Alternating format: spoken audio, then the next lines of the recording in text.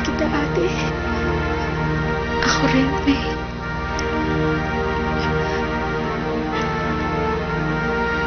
Kunin mo to. Salamat. Huwag kang mag-alala, mababayaran din kita.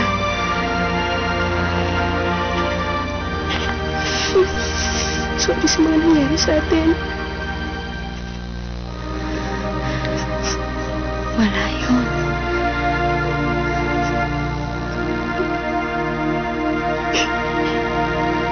Patid ka na lang kaya sa driver. Hindi na. Kung gusto mo, ihahatid na lang kita. Huwag na, kaya ko na to. Sige, mauna na ako sa inyo, ha?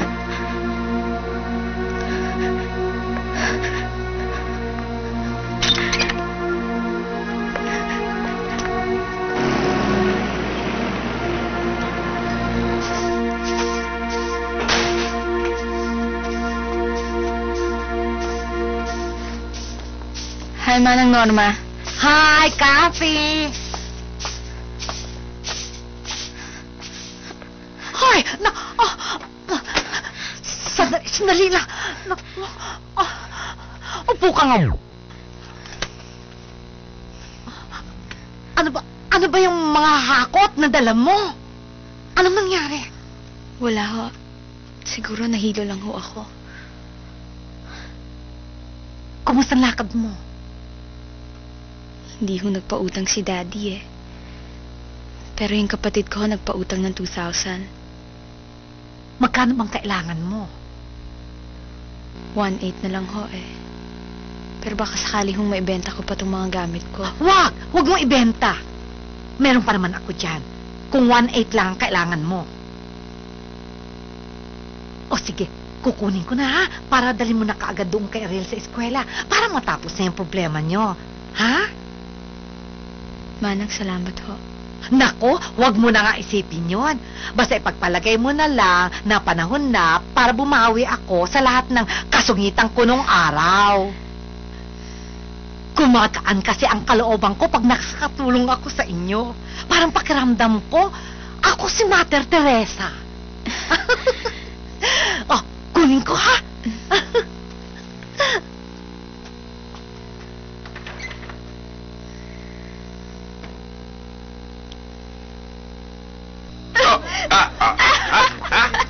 Ano,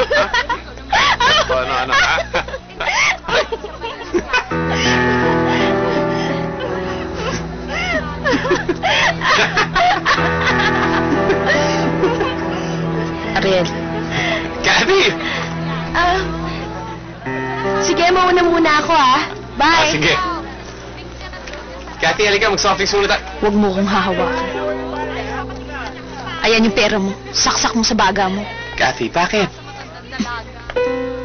Huwag mo kong susundan. Kung ayaw magkagulo dito sa eskwelahan mo. Kathy? Anong Kathy, ha? Anong Kathy? Ikaw, kailan mo ba Kathy? ako niloloko, ha? Kathy, ano ba Kailan mo nangyayari ba ako sa'yo? tinatarantado? Sino yung babae yun? Kathy, Sino ano yung ba? babae yun? Ha? Ano ba Kailan pinagsasabi mo? ako tinatarantado? Kailan mo ba ako ginagawa? Tigilan mo na nga yan! Alam mo ba pinagsasabi mo, ha? Kitang-kita kita! Ariel, sinakripisyo ko lahat para sa'yo.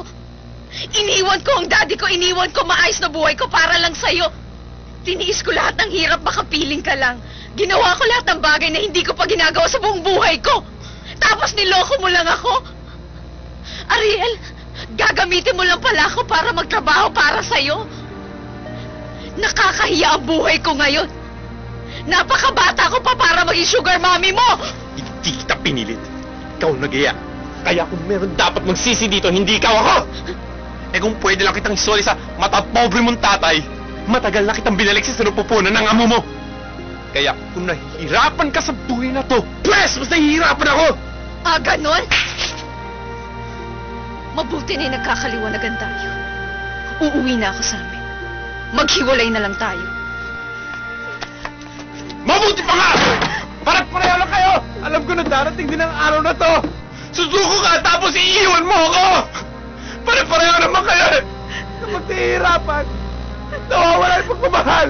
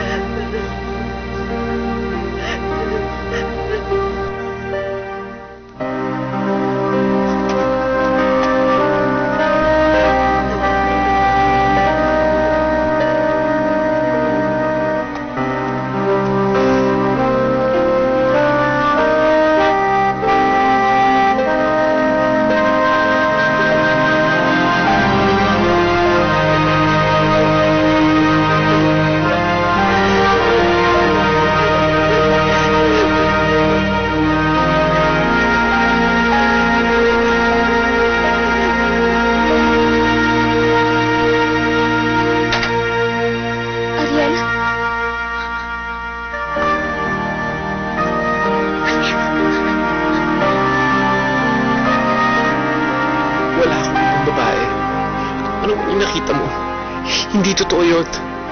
Ikaw lang ang mahal ko. Ikaw lang. Kung ayaw mo maniwala, hindi kita pipilitin. Pero Cathy, mahal kita. Kung kaya ko lang, kung may pera lang ako, kung mayaman lang ako, hindi kita pagtatrabahuin. Kaya ko naman lahat, Ariel. Hindi kita isusole. Kahit anong mangyari, hindi kita isusole, Cathy. I'm sorry. I'm sorry. Ariel, kaya ko naman tiisin lahat. Lahat. Huwag ko lang malaman. Huwag ko lang malaman na meron kang ibang minamahal. Yun lang. Yun lang hindi ko talaga makakaya. Cathy, hindi. Wala. Pangako yan habang buhay. Ikaw lang ang mamahalin ko. Ikaw lang. Ikaw lang.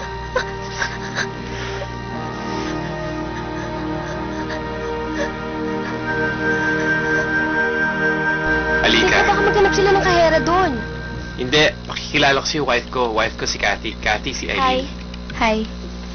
Ikaw talaga yung tao may trabaho, iniistorbo mo. Hindi. Siya yung kasama ko dati sa trabaho at magiging kaklase ko next sem. Manong! Manong! Uy, si Cathy, asawa ko. Hello. Hello po. Bakit kasi nandito kayo? Doon kayo sa labas. Wag na, baka magkagulo lang. Wala na sila bago ng mga waiters dito. Pero si Vince nandyan pa rin. Sige, di bali na lang. Sige.